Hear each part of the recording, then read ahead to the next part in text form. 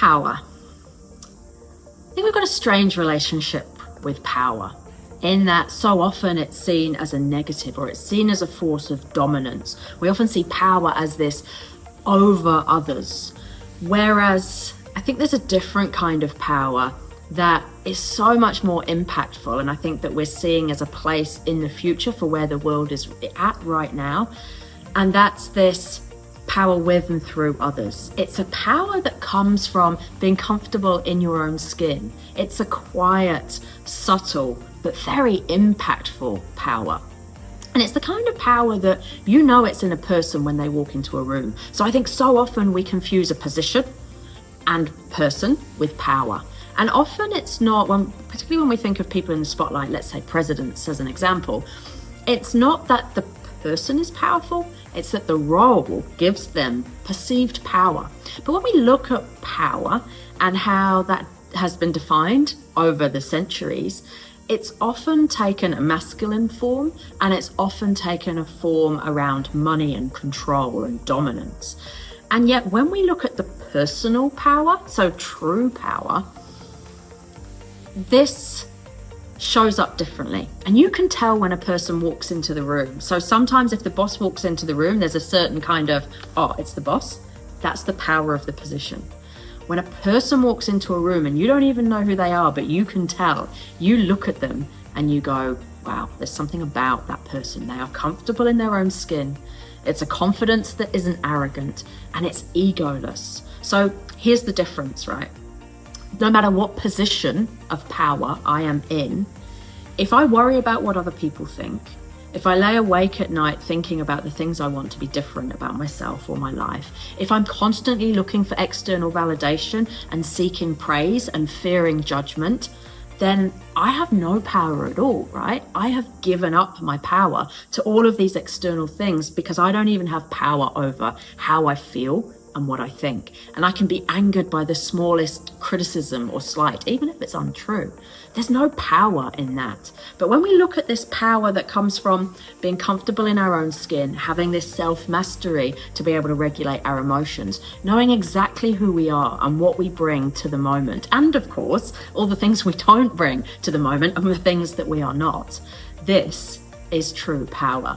And I'll often liken it to, particularly in the workplace, the difference between what we perceive as power, often in a loud way, the people that take up the most space and have the loudest voice. We see that as perceived power because those people get noticed or they take up airtime.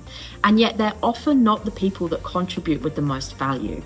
Often and I think if we look at, say, as an example, introverts, extroverts, there's often this quiet, subtle power when we reflect and consider and we have this awareness that can mean what we deliver, whilst it might be less in quantity, in quality, makes so much more value and impact. This is power. So it comes from being real, genuine, congruent. We might say authenticity. It also comes from knowing ourselves, so self-awareness, having this grounded confidence in knowing exactly who we are and being comfortable in our own skin. And it takes a while to learn. This is a self journey. So often when we think about power, we're looking outside of ourselves. What is my title? What status do I have in society? How much money do I earn? What car do I drive? That isn't real power. That's our societal construct of power. And yet when we look at the inner power of this concept of self-mastery and being real in an age where so much is artificial, this is real power. And when we have this real power, we are magnetic. You see it in other people, right? People are drawn to us for reasons they cannot describe. And yet sometimes there is a flip side to that coin as well. As well as it being magnetic, it can sometimes be quite polarizing. When you stand in your true power, sometimes you cast a long shadow, and sometimes that can be a threat or perceived as a threat to others. So all of a sudden, you just showing up as you because of your power threatens others that perhaps are not in their power, that are not as comfortable in their own skin. That comparisonitis starts for them and they feel small, and often you cop the brunt of those reactions, right?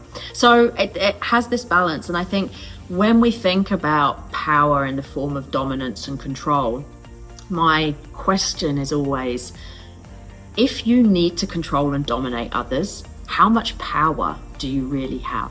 Because when we stand in our true power, we can have power with and through others. There's not this threat and this scarcity. There's not this need to validate and prove ourselves, because we have this grounded confidence. And we show up standing in our power, and we make a massive impact without the noise when we do that.